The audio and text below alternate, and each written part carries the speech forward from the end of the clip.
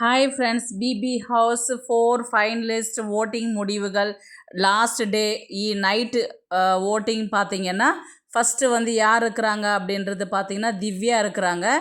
இவங்க வாங்கின ஓட்டு பார்த்தீங்கன்னா 3,13,478 ஓட்டிங்கில் எத்தனை பர்சன்டேஜ்ன்றது பார்த்தீங்கன்னா 53.25% லீடிங்கில் இருக்கிறாங்க. செகண்ட் பொசிஷனில் வந்து பார்த்தீங்கன்னா சபரி இருக்கிறாரு. எத்தனை ஓட்டுன்றது பார்த்தீங்கன்னா 1,73,430 ஓட்டில் இருக்கிறாரு.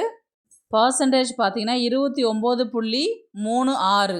திவ்யாவுக்கும் சபரிக்குமே பார்த்தீங்கன்னா 1.5 லட்சம் ஓட்டு வித்தியாசத்தில் வந்து திவ்யா வந்து முன்னிலையில் இருக்கிறாங்க.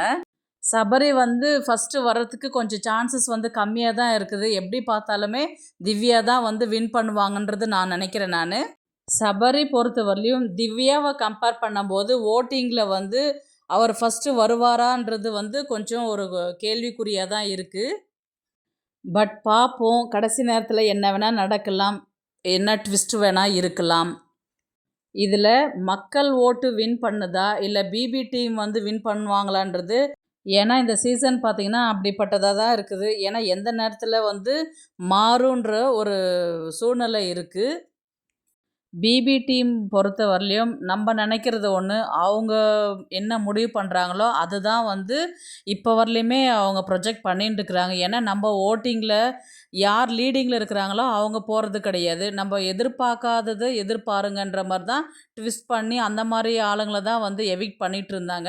இப்போ ரீசெண்டாக பார்த்தீங்கன்னா ரெட் கார்டு இஷ்யூ, அதனால் என்ன வேணாலும் நடக்கலாம் பிபி ஹவுஸில் அப்படின்ற மாதிரி தான் இருக்குது இப்போது.